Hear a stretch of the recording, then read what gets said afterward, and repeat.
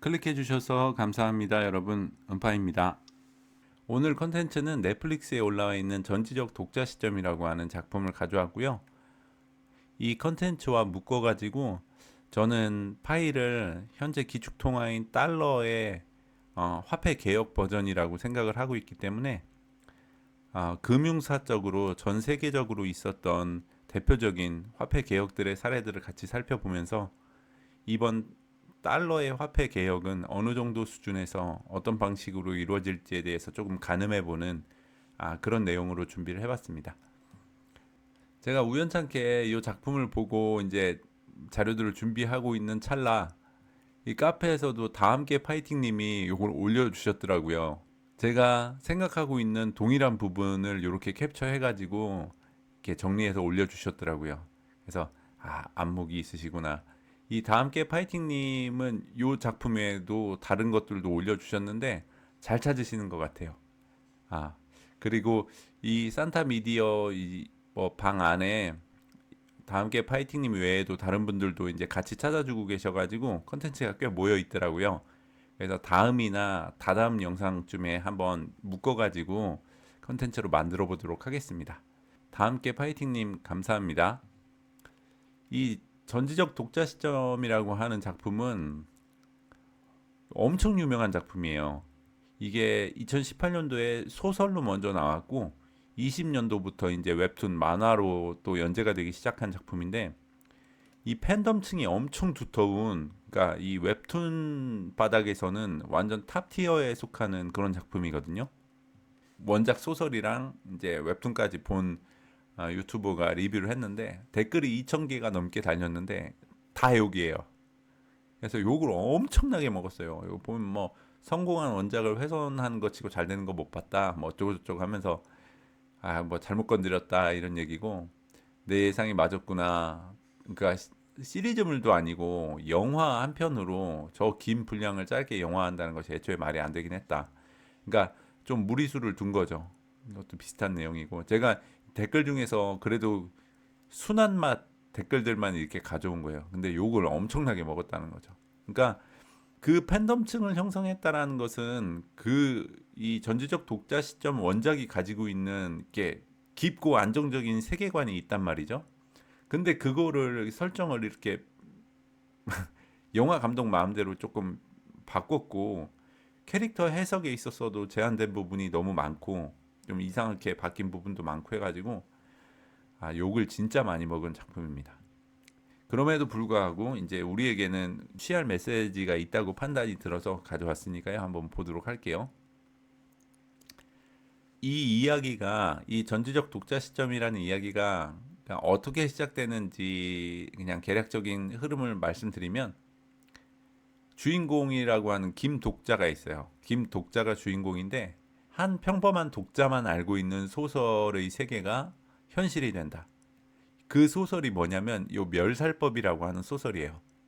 그러니까 이 영화 안에 보면 요 소설이 있는데 멸망한 세계에서 살아남는 세 가지 방법이라고 하는 소설을 한 사람만 읽었는데 그게 김독자예요. 여기 보시면 3114회, 5회, 6회, 7회인데 모든 회차의 조회수가 1이고 댓글도 1이에요. 그러니까 한 명만 보는 거예요. 그럼에도 불구하고 총 3149화까지 연재가 됩니다. 그리고 이게 10년에 걸쳐서 연재가 되다가 마지막 회차가 업로드 되는 날 이 웹툰의 이야기가 실제 현실에서 그대로 구현이 돼요. 그러면은 얘는 어때요? 어떤 거예요? 앞으로 세상이 어떻게 진행될지를 다 알고 있는 거죠. 왜냐하면 이 소설을 혼자 다 읽었으니까. 그러면서 이제 생겨나는 에피소드들이 쫙 진행되는 그런 내용이거든요.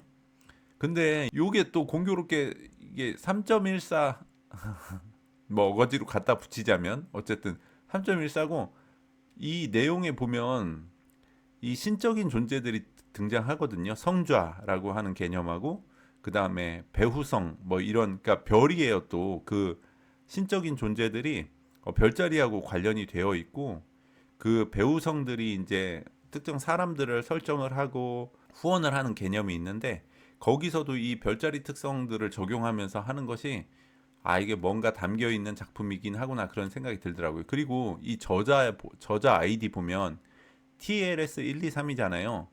이걸 키보드 자판에 놓고 TLS를 치면 신이 돼요. 신, God, 신이에요. 신 1, 2, 3이고 뭐 이것까진 말씀 안 드리려고 그랬는데 뭐 너무 어거지 부리는 거 아니냐. 3.14159. 왜냐면 제가 계속 그 이 파이 안에 216자리가 신의 이름이라고 그랬잖아요. 그리고 지금 달러에도 눈이 박혀 있잖아요. 그러니까 어쨌든 이 화폐는 돈은 그들의 신하고 관련이 있어요. 근데 여기도 신을 갖다 써놨고 숫자 조합을 뭐 어거지로라도 좀 해보면 이 파이 앞자리가 나오잖아요. 그리고 그 신적인 존재가 별과 관련돼서 엮여 있는 것도 그렇고 어쨌든 뭐 요상합니다. 어쨌든 요런 작품이고 우리가 보려고 하는 이제 장면을 보면 근데 건물주가 그때 일어나가지고 자네 그 현금 1억 어디서 난 거야? 이렇게 물어보니까 명동역에서 넘어왔는데 거기에 명동역에서 1코인에 10만 원씩 해서 이제 현금으로 바꿔주는 사람이 있었다라는 거죠. 그러니까 이 사람은 디스토피아적인 세상이 이제 시작이 됐고 사람들이 이제 하루하루 생명을 부지하는 것조차도 힘든 상황인데 다시 이제 예전 세상으로 돌아갈 수도 있지 않을까라는 생각을 해서 본인이 가지고 있던 코인을 현금으로 바꾼 거예요. 표정 연기 너무 잘하지 않아요? 그러니까 너무 약간 가소롭다는 듯이 그리고 뭐 그냥 지금 비웃음이 이제 얼굴에 가득 찼는데 이제 터져 나오지 않은 상황인 거죠. 그 돈 내 금고에 있던 거다. 내가 이렇게 종이 쪼가리에 미련 못 버리는 것들 때문에 코인 부자가 됐다. 나이도 어린 사람이 세상 돌아가는 걸 이렇게 몰라서야. 그리고 오늘 객사하시겠어? 하면 진짜 죽거든요. 여기 지금 이야기 흐름상에 밤에 이제 괴물들 나오면은 그 초록색 블럭 못 차지하면 죽는 거거든요. 그리고 나서 이제 비웃음을 당하게 됩니다. 이게 원작 웹툰이거든요. 그래서 여기 27회, 28회, 29회 지나가면서 일곱 번째 에피소드 건물주 첫 번째, 두 번째 이야기 정도에 나와요. 방금 보여드린 장면이요. 방금 제가 보여드린 장면이 웹툰 요 구간에 해당되는 내용이에요. 근데 원작을 보면 이 현금 따발이 아예 등장하지 않아요. 현금 얘기가 아예 안 나와요. 그냥 코인 가지고 이 초록색 블록 안전지대를 차지하려면 코인을 내라. 그 다음에 뭐 함부로 이 안전지대를 침범했을 때 막 총으로 공격하고 뭐 그런 장면이 나오는데 이 돈 따발은 현금 따발은 아예 등장을 하지 않는다는 거죠. 그러니까 원작에 없는 내용이에요. 이런 장면들 이게 다 어디로 귀결돼요? 법정 화폐의 가치가 폭락하는 그런 결론으로 귀결이 될 수 있는 거잖아요.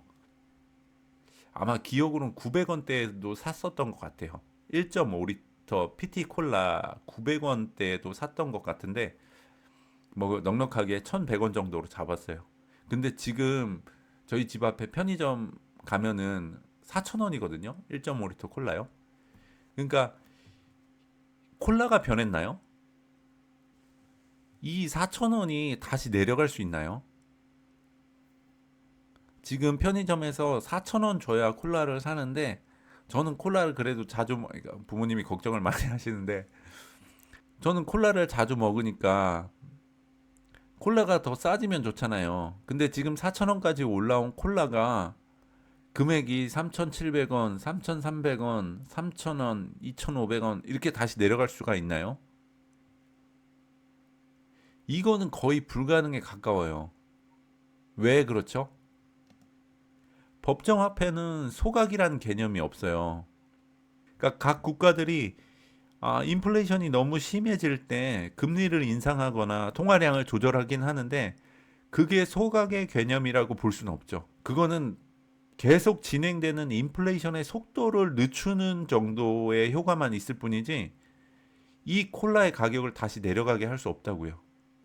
여기서 보여드리는 사례들은 다 법정화폐에서 법정화폐로 화폐 개혁이 이루어졌고 누가 주도했어요? 국가가 주도했잖아요. 즉 기득권이 주도했다라는 거죠. 그러니까 이 다음 화폐에 접근할 수 있는 대중은 없어요. 이거 화폐 개혁하는 거 결국 기득권한테 좋은 거예요. 대중들은 그냥 불을 탈취당하는 거고 기득권들이 돈 많이 뽑아 제끼면서 그 뽑아 제낀 돈들이 자기들한테 흘러가는 구조를 만들어 놨다고 했잖아요. 그러니까 지금까지 있었던 이런 화폐 개혁들은 기득권한테 좋은 개혁이라고요. 근데 미디어에서 자꾸 부의 재분배 뭐 대중들한테 돌아간다 이런 얘기 자꾸 나왔잖아요. 왜 그래요? 이번 화폐 개혁은 미리 대중들이 접근이 가능하잖아요.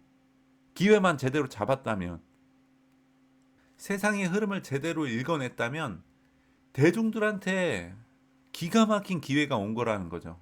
다시는 오지 않을 기회가 왔다라는 거죠. 대중들한테. 여기서 0을 뭐 한 개도 지우고 뭐 20개 넘게도 지웠는데